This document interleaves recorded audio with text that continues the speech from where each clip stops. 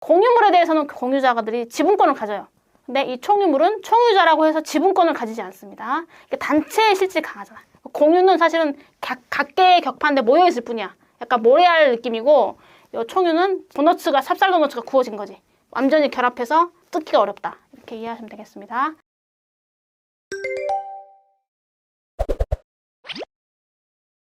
안녕하세요. 나는 변호사다. 김세라 변호사입니다.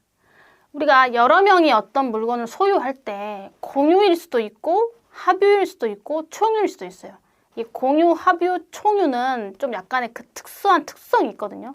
근데 보통 여러분들이 이제 공유 관계에 대해서는 많이 알아요. 지분권을 가진다.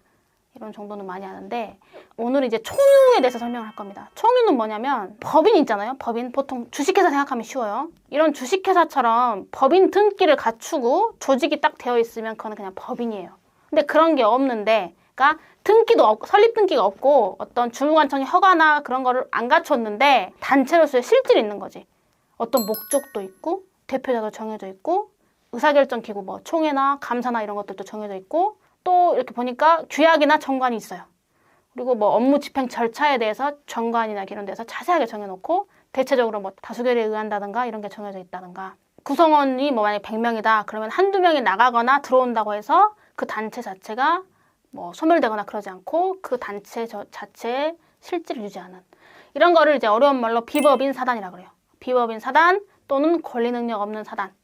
그러니까 단체로서의 모든 실질 규약도 있고 목적도 있고 대표자도 있고 의사결정 기관도 있고 의사결정 절차의 규율도 있고 그런 실체를 가지고 있지만 어떤 사정에 의해서 법인 설립 등기를 안 한다거나 주무관청 허가를 받지 않는 상태 이런 거를 비법인 사단 또는 권리 능력 없는 사단이라고 하고 이렇게 이제 비법인 사단 이렇게 하면 좀 말이 어려운데 쉽게 얘기를 해서 교회 또 여러분한테 친숙한 재건축조합 그리고 아파트 입주자 대표회의 이런 것들이 대표적인 비법인 사단입니다. 눈치채셨겠지만 명칭에 조합이라는 명칭이 있다고 해서 언제나 민법상 조합이 되는 건 아니에요. 요거는 상식으로 알아두시기 바랍니다. 그럼 오늘 제가 왜 이걸 얘기하냐?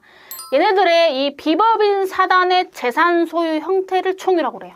그래서 이 총유물에 대한 관리행위나 처분행위는 일단은 그 단체의 정관, 규약 그런 것에 의하되 그런 게 없을 때는 사원총회 결의를 거쳐야 됩니다. 어떤 이제 종중에서 종중 소유로 된 종중 명의로 등기된 임야가 있었어요.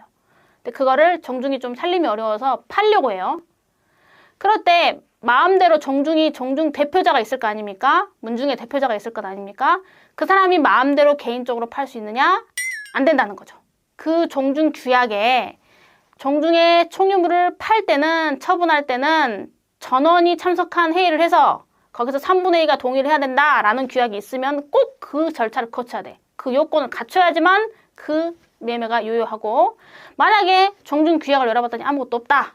그런 특별한 내용이 없다. 그러면은 사원총회, 그러니까 종중총회 결의를 거쳐야 된다. 대표자라고 해서 마음대로 팔 수 없고 대표자나 뭐 업무집행 기관 몇 명이 다른 뭐 사람들 연락 안 된다. 예를 들면은 마을에 구성원이 50명이에요. 마을. 근데 이장이 마음대로 독단적으로 팔 수 있습니까? 안 된다는 거죠. 그 마을 규약을 먼저 보고 규약이 있으면 규약대로, 규약이 없으면 총회 결의를 거쳐야 돼. 그래서 적어도 마음대로는 못한다. 이게 바로 총유물의 법리라고 생각하시면 돼요. 이제 참고로 공유물에 대해서는 공유자들이 지분권을 가져요. 근데 이 총유물은 총유자라고 해서 지분권을 가지지 않습니다. 단체의 실질이 강하잖아. 공유는 사실은 각계의 격파인데 모여있을 뿐이야. 약간 모래알 느낌이고 이 총유는 도너츠가 찹쌀 도너츠가 구워진 거지. 완전히 결합해서 뜯기가 어렵다. 이렇게 이해하시면 되겠습니다. 그럼 변호사님 총유물의 처분행위가 뭡니까? 총유물의 관리행위가 뭡니까? 이렇게 물어보실 수 있는데 총유물의 처분행위는 총유물 자체에 관한 사실적, 법률적 처분행위를 말하고 관리행위는 총유물 자체에 관한 이용행위 또는 계량행위를 말합니다. 가장 대표적인 게 그 비법인 사단 소유의 물건에 대한 매매계약을 체결하는 행위. 이게 대표적인 총유물의 처분행위. 반면 총유물의 관리행위는 이제 총유물 자체를 이용하거나 개량하는 행위인데 가장 대표적인 게 총유물을 임대 내주는 거. 그러니까 예를 들면 교회가 상당한 부지가 있었던 거야.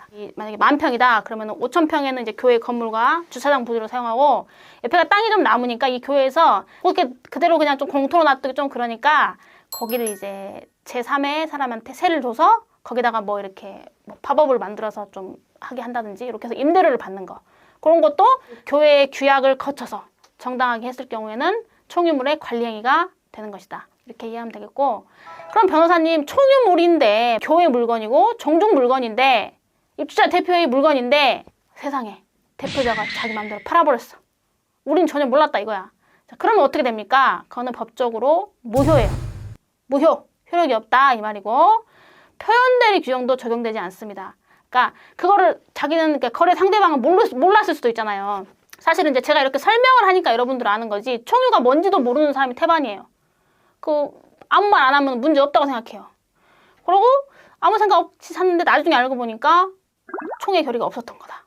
그럼 무효라고? 그럼 매수한 사람은 약간 피해를 볼 수 있잖아요. 나는 이게 유효하다고 생각을 했는데.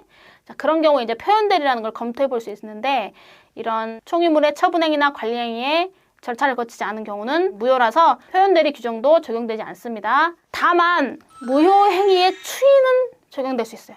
그게 무슨 말이냐면은 나중에라도 하자를 치유하는 거, 그거는 가능한데 그거는 아주 엄격하게 봅니다. 그래서 그 종중 구성원이나 교회 구성원이나 재건축조합 구성원들이 문제 있는 행위를 했고 그걸 알면서도 유효하게 해버리면은 뭔가 어떤 불이익이 올 수도 있고 어떤 법적 책임을 져야 된다, 이런 걸 정확하게 알면서도 그럼에도 불구하고 그걸 유효로 하겠다라는 상황이 인정돼야 된다. 그래서 무효행위 추이는 상당히 인정되기 어렵지만 항상 검토되는 부분입니다. 그래서 이제 이런 부분들은 유의를 하셔야 되고, 이런 단체와 거래를 할 때는 공인중개사 말만 또는 그 상대방의 대표자가 나오겠잖아요. 그 사람 말만 믿고 아무 문제 없다라고 해서 바로 사인하고 돈 주지 말자, 정관 확인하자, 규약 확인하자, 거기에 처분행위에 대한 절차 조항이 있으면 그 절차를 거쳤는지를 물어보자.